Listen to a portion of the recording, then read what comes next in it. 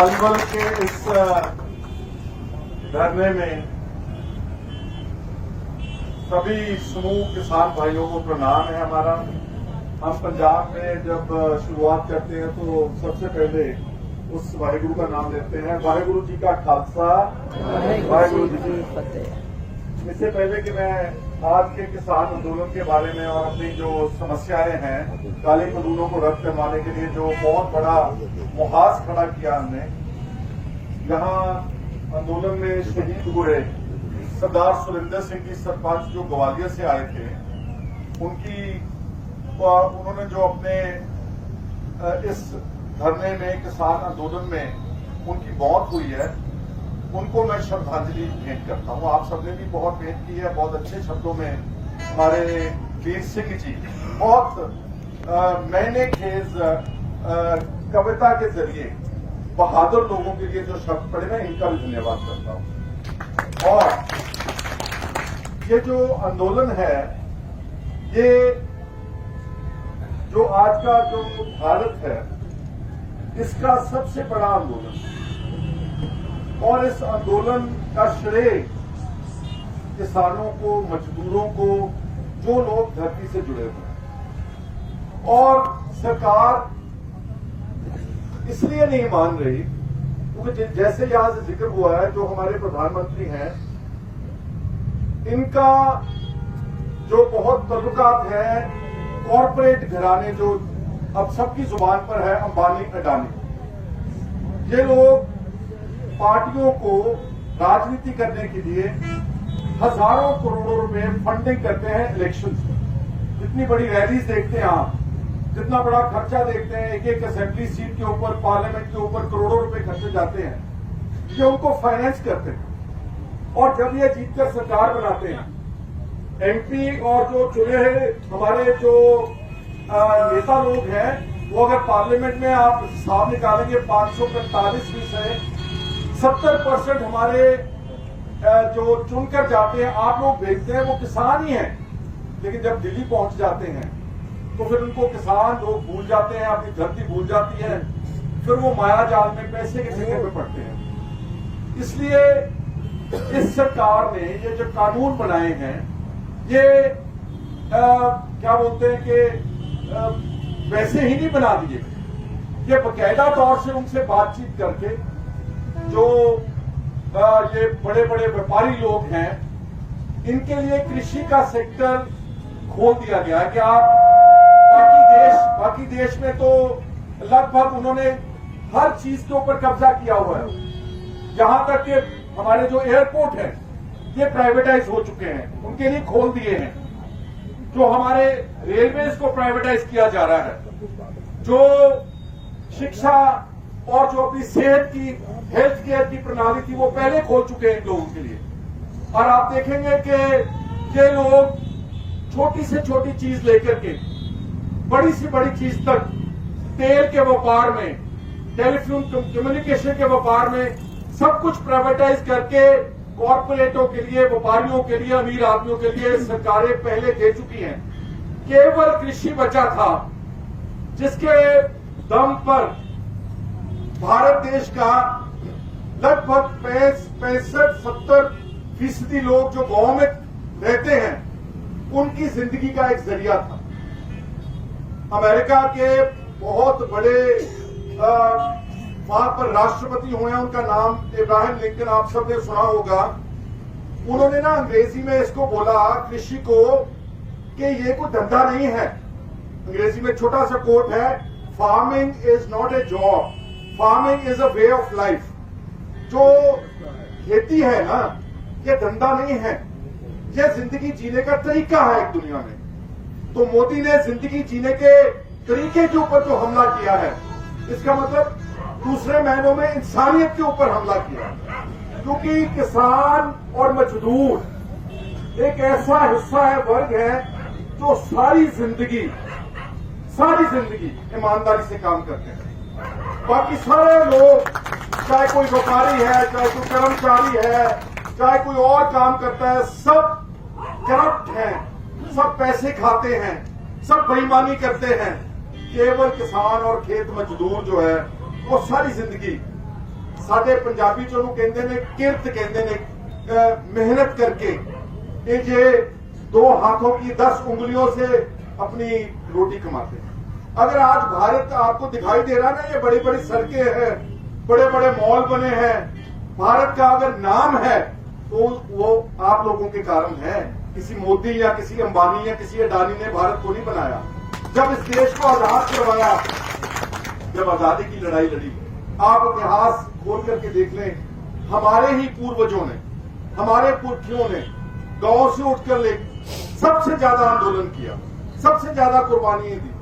पंजाब की अगर छोटी सी बात मैं बता दूं, अगर फर्ज करो 122-23 से कितनी फांसी चढ़े लोग देश के लिए, आजादी के लिए, उसमें से 95% कुर्बानियां पंजाब के लोगों ने दी। चाहे वो शहीद भगत सिंह थे, राजगुरु थे, सुखदेव थे।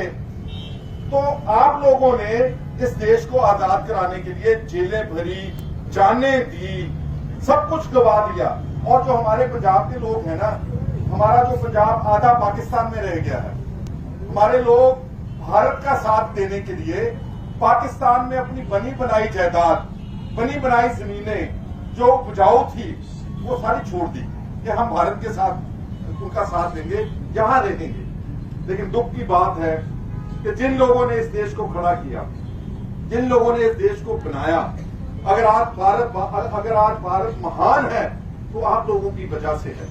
आज उनको ही टारगेट करके, उनका जो वो खाना खाते हैं 2 वक्त की रोटी अपनी मेहनत करके, उनके मुंह से निवाला छीन रही है ये सरकार, मोदी साहब की सरकार खाना छीन रही है। इसलिए आप सब लोग, सब घर बार छोड़ के, हमारे जो सारे बॉर्डर्स हैं दिल्ली के, यहां पर आकर के अब लगभग 2 महीने के करीब इस ठंड में, सर्दी देखे कितनी गुजर के गई है, अभी भी पड़ रही है। ये जो लोग हमारे को उपदेश देते हैं, ये तो अंदर गर्म कमरों में हीटर चला करके बैठे हैं, लेकिन किसान और मजदूर और गरीब आदमी, और ये जो लड़ाई है, ये लड़ाई जो है ना, ये देश की लड़ाई है, ये अकेले किसान की नहीं है। क्योंकि अगर 65-70% लोग खुशहाल नहीं है, उनके चेहरे के ऊपर रौनक नहीं है, तो फिर देश कौन सा तरक्की कर सकेगा। इसलिए देश को हमेशा इकट्ठा रखने में किसानों ने, मजदूरों ने सबसे ज्यादा काम। आज भी अगर चीन से लड़ाई होगी ना, अगर वहां पर कोई मारे जाते हैं तो अपने बच्चे हैं। हमारे पंजाब में अभी 20 लोग चीन की लड़ाई में वहां पर उनकी मौत हुई, हमारे जवानों की। उनमें से 4 लाशें पंजाब में गई, 25% लोग यानी कि मौत वहां पंजाब के लोगों की। ऐसे ही बाकी जो है, वो किसी अबानी का लड़का तो फौज में जाएगा नहीं, किसी अमीर आदमी का बेटा तो फौज में जवान बनेगा नहीं। इसलिए इस देश को अगर किसी ने बचा करके रखा है, वो किसानों ने बचा कर रखा है और हमारे जवानों ने बचा कर रखा हुआ है। कि उन दोनों के ऊपर मोदी की सरकार हमारी। और भाइयों, मैं सादी बातों में मैं आपको बताऊं कि चाहे कोई कम पढ़ा लिखा हो, उसको जो लोग धरती से जुड़े हुए हैं उनको सबसे ज्यादा अकल होती है। हमारे गांव में जो अनपढ़ लोग हैं, आज वो सारी दुनिया की सब बातें जानते हैं। ये गलतफहमी है मोदी को, बीजेपी के लोगों को, कि किसानों को कुछ पता नहीं है। हमारे को सब कुछ पता है। और जो ये कानून बनाए गए, जैसे मैंने बोला, ये पंजाब और हरियाणा और कुछ हिस्सा उत्तर प्रदेश का, यहां पर मिनिमम सपोर्ट प्राइस जो एमएसपी है, यहां हमारे को मिलती है। लेकिन जो बाकी देश के हिस्से हैं, वहां पर ये मॉडल पहले लागू हो चुका है। आप बिहार का पूछ करके देखें, 2006 में वहां पर एपीएमसी एक्ट अबॉलिश कर दिया था, जो अब हमारे ऊपर हमला हुआ है, वहां 2006 में खत्म कर दिया मंडी वगैरह सिस्टम। आज बिहार का जो किसान है, वो अपने ही खेत में मजदूरी करने के लिए मजबूर कर दिया है। और जो 3 कानूनों में से एक कानून बनाया, एसेंशियल कमोडिटीज एक्ट, उसमें जो पहले था ना कि जमाखोरी नहीं कर सकता कोई व्यापारी, इस सरकार ने जमाखोरी का लाइसेंस दिया उन लोगों को कि आप इस देश की जो चाहे वो अनाज है, चाहे वो दालें हैं, चाहे वो प्याज है, चाहे वो आलू है, आप जितना दिल कर सकता है अपनी जमाखोरी कर सकते हैं। और जब ये व्यापारिक ताकतवर लोग इनको लाइसेंस दे दिया, इन्होंने बड़े बड़े पंजाब में हमारे साइलोस बना दिए हैं, बहुत कई लाख टन अनाज जमाखोरी करने के लिए उनको वहां पर लाइसेंस दे दिया, वो बना लिए इन लोगों ने, और ये जमा करेंगे। अगर प्याज की कीमत बढ़ती है, कई बार मार्केट में 100 रुपए के करीब मिलता है, किसान तो वहां पर उसको 8-10 रुपए में बेच रहा है। अगर आलू, हम तो पंजाब के लोग, कई बार हमारा आलू जो है उसकी कोई कीमत ही नहीं होती, हम ट्रॉलियों के ऊपर लेकर के शहरों की सड़कों के ऊपर गिरा देते हैं प्रोटेस्ट की, अपना रोष बताने के लिए। वही आलू मार्केट में शहरों में जाकर के 60 रुपए, 70 रुपए, 80 रुपए किलो मिल रहा है। इसलिए मोदी की सरकार ने जो काम किया है, ये जमाखोरों को, अमीरों को ये सारे सुविधाएं देने की बात की है। और अगली बात, ये जो बोलते हैं कि हम फ्री मार्केट कर रहे हैं, कि कोई भी किसान कहीं पर अपनी फसल बेच सकता है। और वो जो छोटा किसान है, 2 एकड़ का, 3 एकड़ का, 1 एकड़ का, 4 एकड़ का, वो तो बहुत मुश्किल से अपनी फसल पास वाली मंडी में ही बेच सकता है। उसके पास तो इतने जराए नहीं है, इतने साधन नहीं है कि वो 200 किलोमीटर अपनी फसल लेकर के जाकर के कहीं बेहतर दाम दे सके। ना वो फसल को अपनी रख सकता है, क्योंकि उसने अपनी बेटी की शादी करनी है, उसने माँ बाप बूढ़े का इलाज करना है, उसके तो पैसे पहले ही लगे होते हैं, उसने तो पहले ही जो हमारे आड़तिया लोग हैं उनसे पैसे उठा रखे होते हैं। इसलिए ये बोगस जो दलील दे रहे हैं बीजेपी के लोग, सरकार, ये सरासर गलत है। हम लोगों की आंखों में ये धूल डाल रहे हैं। और ये जो फ्री मार्केट का मॉडल जिसको बीजेपी प्रोपोगेट कर रही है, जिस देशों का हवाला देती है ना, अमेरिका का और यूरोप का, वहां पर ये मॉडल फेल हो चुका है। कई दहाके पहले वहां पर ये जो फ्री मार्केट का मॉडल है, ये वहां पर उसको खत्म हो चुका है, फेल हो चुका है। वहां की सरकारें अच्छी हैं, वहां की सरकारें किसानों को बहुत बड़े पैमाने के ऊपर सब्सिडी देती हैं। उनकी अमेरिका में कुछ ऐसी समय होते हैं जब वो बोलते हैं कि आप अपनी जमीन को कुछ भी ना इसमें बोएं, कुछ ना बोएं, इसको रेस्ट दें, इसको आराम दें। हमारे को फसल नहीं चाहिए, लेकिन हम आपको फसल जितना पैसा 50,000 उदाहरण के तौर के ऊपर अगर आपको बचता है, हम 50,000 आपको दें। जहां पर किसानों को अगर कोई छोटी मोटी छूट भी दे देना, जैसे पंजाब में कुछ सैकड़े रुपए हर एक का मोटर का बिल फ्री किया सरकार ने, सारा शोर मचता है, मीडिया, टेलीविजन, अखबार वाले, कि किसानों को देखो कितना सब्सिडी दे दी है, कितना पैसा दे दिया है, कितनी खैरात दे दी है। और अगर वही अमीरों को, कॉर्पोरेट व्यापारी इंडस्ट्रियल हाउसेस को सरकारें, आप सुनकर हैरान हो जाएगी कि मोदी साहब की सरकार ने पिछले 6 सालों में कम से कम 12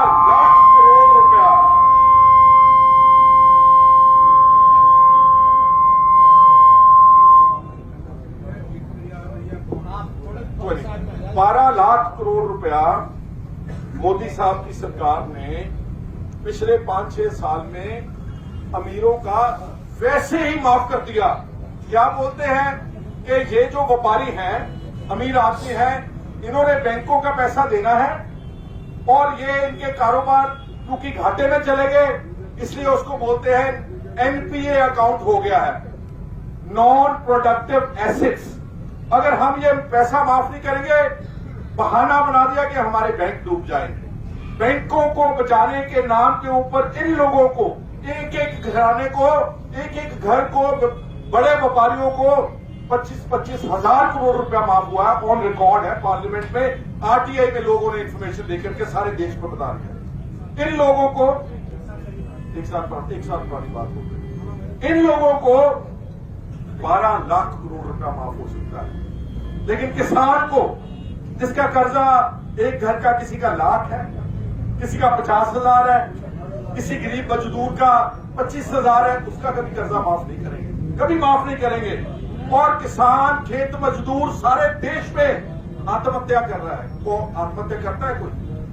जब किसी के घर में बिल्कुल बेबस हो जाता है, उसकी जिंदगी में मुकम्मल अंधेरा हो जाता है, तो फिर वो ये कदम उठाता है। लेकिन मोदी की सरकार को या केंद्र की सरकारें जो पहले भी बनी हैं, किसी को कभी किसान या मजदूर के ऊपर ये इतना भी रहम नहीं आया कि ये लोग अपनी जान गंवा रहे। और तमिलनाडु के किसान भैया, मैं जब पंजाब का विपक्ष का नेता था, अभी था 2019 में ही, मैं एक बार दिल्ली गया, जंतर मंतर जहां आप धरने पे बैठते हैं आप लोग, वहां पर तमिलनाडु के लोग ना, किसान नंगे बैठे थे, मतलब उनके वो गर्मी में थे और उन्होंने अपने कपड़े उतार करके अपने बुजुर्गों की या उन लोगों जिन्होंने आत्महत्या की थी उनकी खोपड़ियां रख करके यहां पर प्रोटेस्ट कर रहे थे जंतर मंतर। कम से कम 200 के करीब लोग थे, औरतें भी थी उनमें। मोदी वहां से रोज 1.5-2 किलोमीटर से उनकी गाड़ियां गुजरती हैं।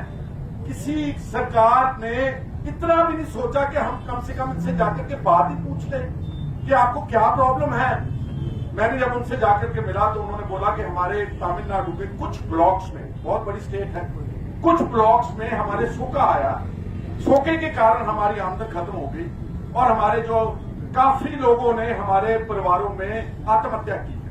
उनकी खोपड़ियां लेकर के, उनके स्केलेटन जो अंक थे उनको लगा वहां दिल्ली में बैठ करके रख रहे थे। लेकिन दिल्ली की ना सरकार ना मोदी का टेलीविजन मीडिया जो छोटी छोटी खबरें दिखाता है जिसमें उनका फायदा होता है, जिसको टीआरपी रेटिंग कहते हैं, उनको तो बड़ा उछाल करके दिखाते हैं।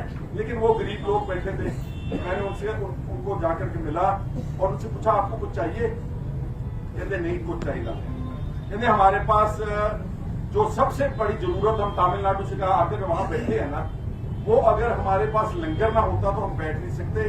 सामने गुरुद्वारा बंगला साहब है, वहां से हमारे को रोज खाने को आता है और अब हम यहाँ पर हैं। और इसी बात में मैं धन्यवाद पंजाब के और यहाँ यूपी के, हरियाणा के अच्छी संप्रदाय लोग, जो अच्छे लोग हैं, साधु संत, जैसे यहाँ पर हमारे सेवा सिंह है, खडूर साहब है, बहुत बड़ा एक हमारा ऐतिहासिक इलाका है, बहुत खून हमारे गुरु साहिबानों का उस मुगल आंदोलन, मुगलों के खिलाफ गिरा हुआ है वहां धरती के ऊपर, वहां से आकर के कहा यहाँ पलवल में लंगर लगा रहे हैं, नानकसर गुरुद्वारा साहब के।